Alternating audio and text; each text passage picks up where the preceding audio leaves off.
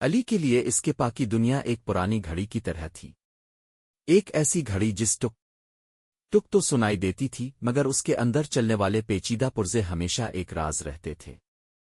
لاہور کے پرانے شہر کی ایک تنگ گلی میں ان کی چھوٹی سی دکان تھی، جہاں وقت شیشے کی الماریوں میں بند پرانی گھڑیوں کی صورت میں ٹکا ہوا تھا۔ رحمان صاحب، جنہیں علی صرف اوپا کہتا تھا، 40 سال سے اسی دکان میں بیٹھ کر لوگوں کا بگڑا ہوا وقت ٹھیک کر رہے تھے۔ ان کا کام خاموشی کا متقاضی تھا۔ وہ گھنٹوں اپنی آنکھوں پر بڑا سا محدب عدسہ میگنافائنگ گلاس لگائے ننھے منھے پرزوں سے کھیلتے رہتے۔ ان کی انگلیاں جو وقت کی گرد سے کھردری ہو چکی تھیں، حیرت انگیز طور پر نفاست سے کام کرتی تھیں۔ علی جب چھوٹا تھا تو دکان کے ایک کونے میں بیٹھ کر انہیں دیکھا کرتا۔ اسے لگتا تھا جیسے اس کے پاس کوئی جادوگر ہیں جو مردہ گھڑیوں میں جان ڈال دیتے ہیں۔ ان کا رشتہ بھی انہی پرانی گھڑیوں جیسا تھا، باہر سے خاموش مگر اندر ایک مسلسل ٹک ٹک چلتی رہتی تھی، ایک ان کہا تعلق جو لفظوں کا محتاج نہیں تھا۔ بہت کم بولتے تھے، ان کے جواب اکثر تھوں یا ہاں اے میں ہوتے، پھر ایک ہلکی سی مسکراہٹ میں۔ علی کی ماں کہتی تھی، تمہارے لفظوں سے نہیں اپنے کام سے بات کرتے ہیں، اور یہ سچ تھا۔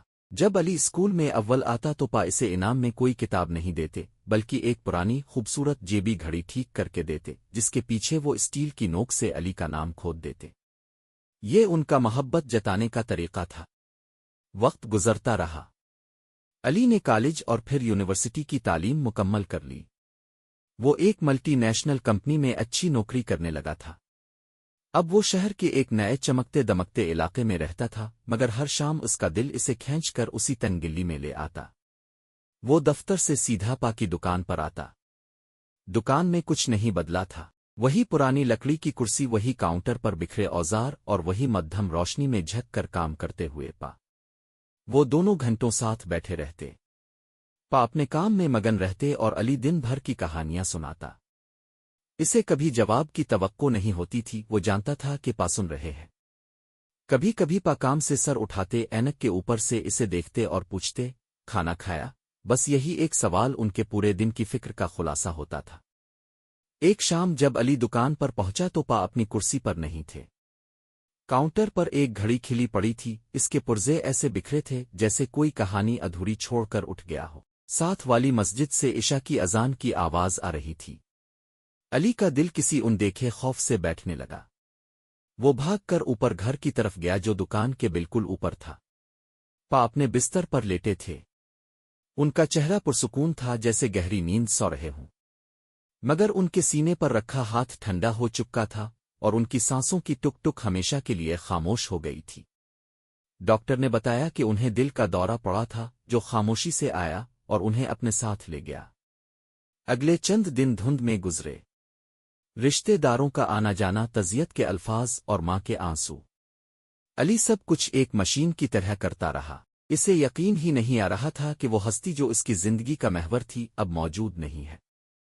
اسے سب سے زیادہ تکلیف اس بات کی تھی کہ ان کی آخری بات چیت بھی مکمل نہیں ہوئی تھی۔ گزشتہ شام اس نے دفتر کے کام کی وجہ سے دکان آنے میں دیر کر دی تھی، اور جب وہ آیا تو دکان بند کر کے اوپر جا چکے تھے۔ اس نے سوچا تھا صبح بات کر لے گا، مگر وہ صبح کبھی نہیں آئی۔ پاکی تدفین کے بعد جب گھر خالی ہوا تو علی کو اپنے اندر ایک خالی پن کا احساس ہوا۔ وہ رات کو چپکے سے نیچے دکان میں آیا۔ وہی مخصوص بو جو پرانی لکڑی گھڑیوں کے تیل اور دھات کی تھی، اس کے نتنوں سے ٹکرائی۔ اس نے پاکی کرسی پر بیٹھ کر کاؤنٹر کو چھوا۔ سب کچھ ویسا ہی تھا، مگر وقت ہمیشہ کے لیے بدل چکا تھا۔ حصہ دوم، صندوق کا راز۔ پاکے جانے کے بعد زندگی کی ذمہ داریاں علی پر آ پڑی تھیں، دکان کو سنبھالنا، ماں کا خیال رکھنا اور اپنی نوکری کی بھاگ دوڑ۔ اس نے فیصلہ کیا کہ وہ دکان بند نہیں کرے گا۔ یہ صرف ایک دکان نہیں تھی، یہ پاکی پوری زندگی کی کمائی تھی، ان کی شناخت تھی۔ اس نے ایک کاریگر کو دکان پر رکھ لیا اور خود صبح شام وہاں بیٹھنے لگا۔ ایک دن دکان کی صفائی کرتے ہوئے اس کی نظر ایک پرانے لکڑی کے صندوق پر پڑی جو ہمیشہ سے کاؤنٹر کے نیچے رکھا رہتا تھا۔ اسے کبھی کسی کو ہاتھ نہیں لگانے دیتے تھے۔ علی نے ہمیشہ سوچا تھا کہ اس میں شاید گھڑیوں کے قیمتی پرزے اوزار ہوں گے۔ اس پر ایک چھوٹا سا پیتل کا تالا لگا ہوا تھا۔ चाबियों के बड़े से गुच्छे में जो पा हमेशा अपनी जेब में रखते थे, अली ने एक एक करके चाबियां आजमाना शुरू कीं। आखिरकार एक छोटी जंग आलूद चाबी से ताला खिल गया। संदूक के अंदर से घड़ियों के तेल की बो नहीं आई, बल्कि पुराने कागजों और सूखे हुए फूलों की महक आई। सबसे ऊपर कुछ पुरानी खानदानी तस्वीरें थीं जिन्हें अली 1000 बार देख चुका था, मगर उनके नीचे कुछ ऐसा था जिसकी इसे तवक्को नहीं थी। एक भूरे रंग की डायरी जिसकी जिल्द फट चुकी थी। इसके साथ कुछ खत थे जो एक रेशमी रिबन से बंधे हुए थे। अली ने कांपते हाथों से डायरी उठाई। इसके पहले सफ़े पर खूबसूरत लिखाई में लिखा था, रहमान की डायरी 1975। ये पाकी जवानी का जमाना था। अली ने बेचैनी से वरक पलटना शुरू किए। डायरी में रोजमर्रा के वाकयात नहीं थे, बल्कि शायरी और कुछ अधूरी कहानियां थीं। ये लिखाई इतनी खूबसूरत और अल्फाज इतने गहरे थे कि अली को यकीन ही नहीं आया कि ये इसके खामोश तब पाने लिखी है। वो तो हमेशा सिर्फ काम की बातें करते थे। फिर इसे वो खत मिले। खत एक औरत की तरफ से थे जिसका नाम सोफिया था। उन खतूत में मोहब्बत, इंतजार और उम्मीद की एक पूरी दुनिया आबाद थी। सोफिया की लिखाई में एक बेचैनी और एक तड़प थी। इसने पा के लिए लिखा था, रहमान, कब तक ये जमाना हमारी मोहब्बत का इम्तिहान लेगा? मुझे तुम्हारी खामोशी कभी कभी खौफजदा कर देती है। क्या तुम वाकई इस दुनिया से लड़कर मुझे अपना बना सकोगे? तुम्हारे खत मेरी जिंदगी हैं, मगर मैं तुम्हें देखना चाहती हूं, तुम्हारे साथ जीना चाहती हूं। तुम्हारी मुंतजिर सोफिया। अली का सर चकरा गया। सोफिया कौन थी? इसकी मां का नाम तो आमना था। क्या पा की जिंदगी में कोई और भी था? इसने सारे खत पढ़ डाले। वो खत मोहब्बत की एक ऐसी दास्तान सुना रहे थे जो किसी वजह से अधूरी रह गई थी। आखिरी खत में जुदाई का दर्द था, एक ऐसी इल्तिजा थी जो शायद सुनी नहीं गई। तुमने फैसला कर लिया है तो ठीक है रहमान, मैं तुम्हारे रास्ते में नहीं आऊंगी। शायद खानदान की इज्जत और उसूल मोहब्बत से ज्यादा अहम होते हैं, लेकिन याद रखना मेरी दुनिया तुम्हारे बगैर हमेशा वीरान रहेगी। अली के हाथ में पकड़े खत कांप रहे थे।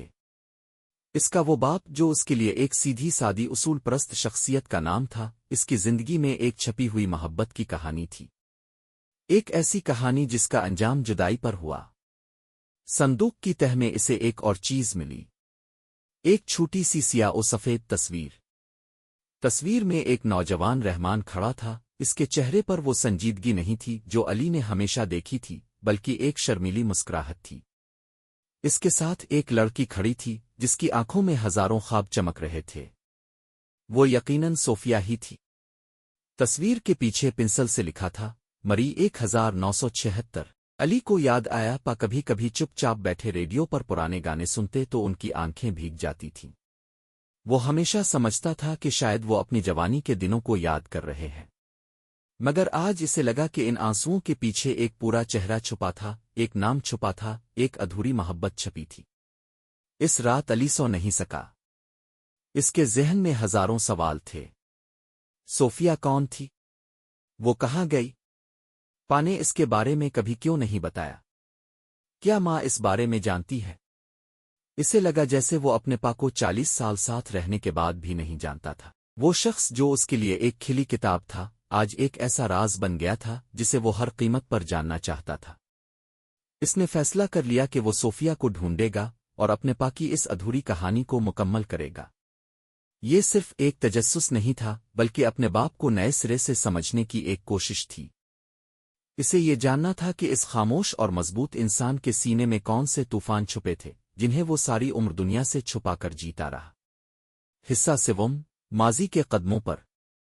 अगली सुबह अली ने अपनी माँ से बात करने का फैसला किया।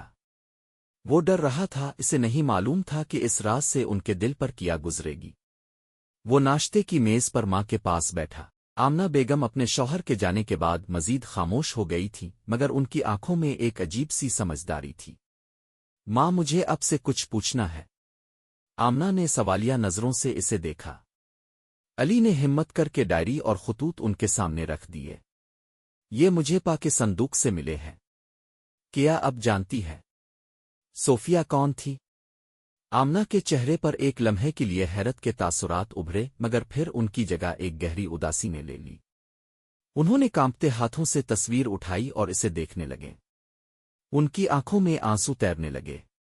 میں جانتی تھی کہ ایک دن یہ راز تم تک پہنچ جائے گا، انہوں نے دھیمے لہجے میں کہا۔ بیٹھو علی، آج میں تمہیں وہ کہانی سناتی ہوں جو تمہارے پا نے ہمیشہ اپنے دل میں دفن رکھی۔ علی ساکت بیٹھا تھا۔ اس کی ماں جانتی تھی۔ آمنہ نے بتانا شروع کیا، تمہارے پا اور میں رشتے دار تھے۔ ہماری منگنی بچپن میں ہی ہو گئی تھی، مگر جب وہ کالج گئے تو ان کی ملاقات صوفیہ سے ہوئی۔ وہ دونوں ایک دوسرے کو بہت پسند کرنے لگے۔ تمہارے پا نے گھر میں بات کرنے کی ہمت بھی کی، مگر ہمارے خاندان میں برادری سے باہر شادی کا رواج نہیں تھا۔ ان کے والد یعنی تمہارے دادا بہت سخت اصولوں کے مالک تھے۔ انہوں نے صاف انکار کر دیا اور انہیں خاندان سے بے دخل کرنے کی دھمکی دی۔ تو پا نے ہار مان لی؟ علی نے بے یقینی سے پوچھا۔ ہار نہیں مانی بیٹا، آمنہ نے اپنی آنکھیں صاف کرتے ہوئے کہا۔ اس نے اپنے باپ کی عزت رکھ لی۔ اس زمانے میں اولادہ اپنے بڑوں کے فیصلوں کے آگے سر نہیں اٹھاتی تھی۔ وہ ایک فرمانبردار بیٹے تھے۔ انہوں نے اپنی محبت قربان کر دی مگر اپنے خاندان کو ٹوٹنے نہیں دیا۔ اور اب کو یہ سب معلوم تھا۔ شادی کے کچھ عرصے بعد انہوں نے خود مجھے سب کچھ بتا دیا تھا۔ وہ کوئی بوجھ لے کر یہ رشتہ نہیں نبھانا چاہتے تھے۔ انہوں نے مجھ سے معافی بھی مانگی۔ آمنہ کی آواز بھرا گئی۔ میں نے ان سے صرف ایک بات کہی تھی، جو گزر گیا وہ ماضی تھا، ہمارا آج اور آنے والا کل ساتھ ہے، اور انہوں نے یہ رشتہ بہت ایمانداری سے نبھایا۔ وہ ایک بہترین شوہر اور ایک شفیق باپ تھے۔ علی کو اپنی ماں پر بے پناہ محبت اور فخر محسوس ہوا۔ کتنی بڑی بات انہوں نے اپنے دل میں چھپا رکھی تھی۔ صوفیہ کا کیا ہوا؟ وہ کہاں ہے؟ علی نے پوچھا۔ میں نہیں جانتی۔ تمہارے پا نے اس کے بعد کبھی اس کا ذکر نہیں کیا۔ شاید وہ اس زخم کو کریدنا نہیں چاہتے تھے۔ بس اتنا جانتی ہوں کہ وہ مری کی رہنے والی تھی۔ تصویر کے پیچھے بھی مری لکھا ہے۔ علی نے فیصلہ کر لیا۔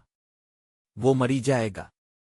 اسے صوفیہ کو تلاش کرنا تھا، نہ صرف اپنے پا کے لیے بلکہ اپنی ماں کے لیے بھی، جنہوں نے اتنی خاموشی سے اتنی بڑی قربانی دی تھی۔ اس نے دفتر سے چند دن کی چھٹی لی اور اپنی گاڑی مری کی طرف موڑ دی۔ پرانے شہر کی تنگ گلیوں سے نکل کر پہاڑوں کی کھلی فضا میں آتے ہوئے اسے لگا جیسے وہ اپنے پا کی زندگی کے بند اوراق کو کھولنے جا رہا ہے۔ مری پہنچ کر اسے احساس ہوا کہ یہ کام سوئی کے نکے میں سے اونٹ گزارنے کے مترادف ہے۔ 40 سال پرانے نام اور ایک تصویر کے سہارے وہ کسے تلاش کرتا؟ اس نے پرانے ہوٹلوں، مقامی کونسل کے دفتر اور پرانے فوٹو اسٹوڈیوز کے چکر لگائے مگر کچھ ہاتھ نہ آیا۔ وہ مایوس ہو کر مال روڈ پر ایک پرانی بیکری میں بیٹھا تھا جب اس کی نظر دیوار پر لگی ایک تصویر پر پڑی۔ یہ مری کی 50 سال پرانی تصویر تھی۔ اس نے بیکری کے بزرگ مالک سے پوچھا، چچا آپ یہاں کب سے ہے؟ بیٹا میں نے تو یہیں آنکھ کھولی ہے۔ علی نے ہمت کر کے پا اور صوفیہ کی تصویر ان کے سامنے رکھ دی۔ کیا آپ ان لوگوں کو پہچانتے ہیں؟ یہ تصویر تقریباً 1976 کی ہے۔ بزرگ نے تصویر کو غور سے دیکھا۔ لڑکے کو تو میں نہیں جانتا، یہاں کا نہیں لگتا، مگر یہ لڑکی، یہ تو پروفیسر انور صاحب کی بیٹی صوفیہ لگتی ہے۔ علی کا دل زور سے دھڑکا۔ پروفیسر انور؟ وہ کہاں ملیں گے؟ اب وہ اس دنیا میں کہاں بیٹا؟ بزرگ نے افسوس سے کہا۔ کئی سال ہوئے انہیں گزرے ہوئے۔ ان کا گھر اوپر کشمیر پوائنٹ کی طرف تھا، مگر اب وہاں کون رہتا ہے مجھے نہیں معلوم۔ علی نے ان کا شکریہ ادا کیا اور کشمیر پوائنٹ کی طرف چل پڑا۔ ایک نئی امید نے اس کے دل میں جنم لیا تھا۔ وہ ایک پرانے گھر کے پتے پر پہنچا جس پر انور منزل کی تختی لگی تھی۔ دروازہ ایک ادھیڑ عمر کے چوکیدار نے کھولا۔ جی کس سے ملنا ہے؟ میں پروفیسر انور صاحب کے بارے میں پوچھنے آیا تھا۔ صاحب کو تو گزرے زمانہ ہو گیا، اب یہاں ان کے بیٹے رہتے ہیں مگر وہ تو اسلام آباد ہوتے ہیں۔ علی کی امید دم توڑنے لگی۔ اور ان کی بیٹی صوفیہ؟ چوکیدار نے اسے غور سے دیکھا۔ صوفیہ بی بی؟ آپ کون ہیں؟ علی نے اپنا تعارف کروایا اور آنے کا مقصد بتایا۔ چوکیدار پرانی یادوں میں کھو گیا۔ ہاں یاد ہے مجھے، لاہور سے ایک لڑکا آتا تھا ان سے ملنے، رحمان نام تھا اس کا، بڑا اچھا لڑکا تھا۔ یہ سن کر علی کی آنکھوں میں آنسو آ گئے۔ وہ میرے والد تھے۔ چوکیدار حیران رہ گیا۔ اللہ ان کی مغفرت کرے، بڑے نیک انسان تھے۔ اس نے بتایا کہ صوفیہ کی شادی ایک فوجی افسر سے ہو گئی تھی اور وہ اب اپنے خاندان کے ساتھ اسلام آباد میں رہتی ہے۔ اس نے علی کو ان کا ممکنہ پتہ بھی دیا۔ علی نے اسی وقت اسلام آباد کا رخ کیا۔ اس کا دل خوشی اور گھبراہٹ سے بھرا ہوا تھا۔ وہ اس عورت سے ملنے جا رہا تھا جو اس کے پاکی پہلی محبت تھی، ایک زندہ راز۔ حصہ چہارم، وقت کا دائرہ۔ اسلام آباد کے ایک پرسکون علاقے میں ایک خوبصورت گھر کے سامنے علی کی گاڑی رکی۔ اس نے گہری سانس لی اور دروازے پر دستک دی۔ ایک خاتون نے دروازہ کھولا جن کی عمر 65 کے لگ بھگ ہوگی۔ ان کے چہرے پر وقار اور آنکھوں میں ایک نرمی تھی۔ علی انہیں فوراً پہچان گیا۔ یہ وہی آنکھیں تھیں جو اس نے تصویر میں دیکھی تھیں۔ جی، انہوں نے سوالیہ نظروں سے پوچھا۔ میرا نام علی ہے، میں رحمان صاحب کا بیٹا ہوں۔ صوفیہ کے چہرے پر ہزاروں رنگ آ کر گزر گئے۔ وہ چند لمحے ساکت کھڑی رہیں جیسے وقت 40 سال پیچھے چلا گیا ہو۔ پھر انہوں نے ایک مدھم مسکراہٹ کے ساتھ کہا، اندر آ جاؤ بیٹا۔ ڈرائنگ روم میں خاموشی چھائی رہی۔ صوفیہ نے علی کو غور سے دیکھا۔ تم بالکل اپنے والد پر گئے ہو۔ وہی آنکھیں، وہی سنجیدگی۔ وہ اب اس دنیا میں نہیں رہے، علی نے بمشکل کہا۔ صوفیہ کی آنکھیں نم ہو گئیں۔ مجھے معلوم ہے، میرے ایک رشتے دار نے بتایا تھا۔ اللہ انہیں جنت نصیب کرے۔ پھر علی نے انہیں صندوق، ڈائری اور خطوط کے بارے میں بتایا، اور یہ بھی کہ وہ یہاں کیوں آیا ہے۔ صوفیہ خاموشی سے سنتی رہی۔ پھر انہوں نے بولنا شروع کیا، تمہارے پا میری زندگی کا ایک خوبصورت باب تھے۔ ہم ایک دوسرے کو بہت چاہتے تھے، مگر قسمت کو کچھ اور ہی منظور تھا۔ جب ان کے خاندان نے انکار کیا تو وہ ٹوٹ گئے تھے۔ انہوں نے مجھ سے وقت مانگا، مگر ان کے والد کی ضد کے آگے وہ بے بس تھے۔ انہوں نے مجھ سے آخری ملاقات میں کہا تھا، صوفیہ، میں تمہیں وہ زندگی نہیں دے سکتا جس میں میرے ماں باپ کی دعائیں شامل نہ ہوں۔ میں ان سے بہت ناراض ہوئی، بہت لڑی، مگر میں جانتی تھی کہ وہ اصولوں کے پکے ہیں۔ وہ ایک ہی وقت میں ایک محبت کرنے والے اور ایک فرمانبردار بیٹے تھے۔ انہوں نے ایک لمبی سانس لی۔ کچھ سال بعد میری شادی ہو گئی۔ میرے شوہر بہت اچھے انسان تھے۔ اللہ نے مجھے سب کچھ دیا، اولادہ، خوشیاں، مگر دل کے کسی کونے میں رحمان کی یاد ہمیشہ زندہ رہی، ایک ادھوری خواہش کی طرح۔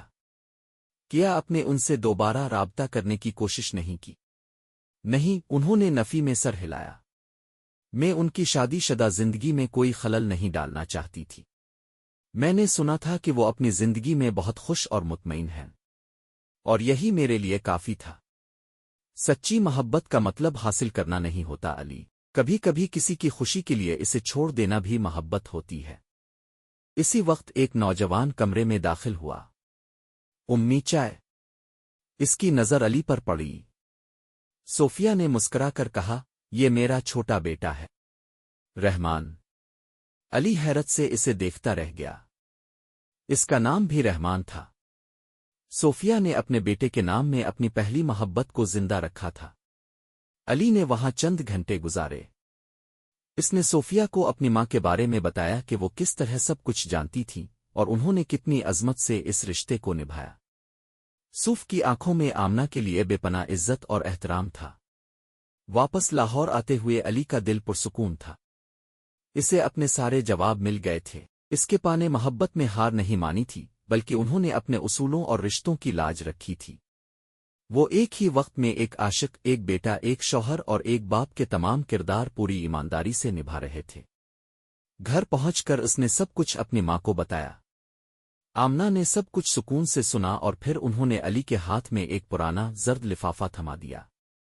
یہ تمہارے پا نے اپنے انتقال سے کچھ دن پہلے مجھے دیا تھا۔ کہا تھا کہ جب تم ان کے ماضی کو جان جاؤ تو یہ تمہیں دے دوں۔ علی نے کانپتے ہاتھوں سے لفافہ کھولا۔ اس میں ایک خط تھا۔ یہ پا کی لکھائی تھی، میرے پیارے بیٹے علی، اگر تم یہ خط پڑھ رہے ہو تو اس کا مطلب ہے کہ تم میری زندگی کے اس راز تک پہنچ گئے ہو جسے میں نے ہمیشہ چھپائے رکھا۔ میں جانتا ہوں تمہارے ذہن میں بہت سے سوال ہوں گے۔ میں بس اتنا کہنا چاہتا ہوں کہ زندگی ہمیشہ سیدھی لکیر پر نہیں چلتی۔ کبھی کبھی ہمیں ایسے دو راہوں پر کھڑا کر دیا جاتا ہے جہاں کوئی ایک راستہ چننا پڑتا ہے۔ میں نے اپنے خاندان کا راستہ چنا۔ صوفیہ میری زندگی کی ایک خوبصورت حقیقت تھی، مگر تمہاری ماں میری زندگی کا سکون بنے۔ انہوں نے میرے ماضی کو جان کر بھی مجھے اور اس گھر کو جنت بنا دیا۔ میں نے اپنی زندگی میں جو بھی فیصلے کیے مجھے ان پر کوئی پچھتاوا نہیں۔ میں نے تمہیں کبھی یہ سب اس لیے نہیں بتایا کہ میں نہیں چاہتا تھا کہ تمہارے دل میں اپنے دادا کے لیے کوئی میل آئے یا تم میری زندگی کو ایک ناکام محبت کی داستان سمجھو۔ میری زندگی ناکام نہیں تھی کیونکہ مجھے تمہاری ماں جیسی بیوی اور تم جیسا بیٹا ملا۔ اس دکان کی گھڑیاں میرا شوق بھی تھیں اور میرا سہارا بھی۔ جب بھی ماضی بہت یاد آتا تھا میں ان پرزوں میں کھو جاتا تھا۔ وقت کو ٹھیک کرتے کرتے میں اپنے دل کو بھی بہلاتا رہا۔ اپنا خیال رکھنا اور اپنی ماں کا بھی۔ تمہارا پا۔ علی کی آنکھوں سے آنسو رواں تھے۔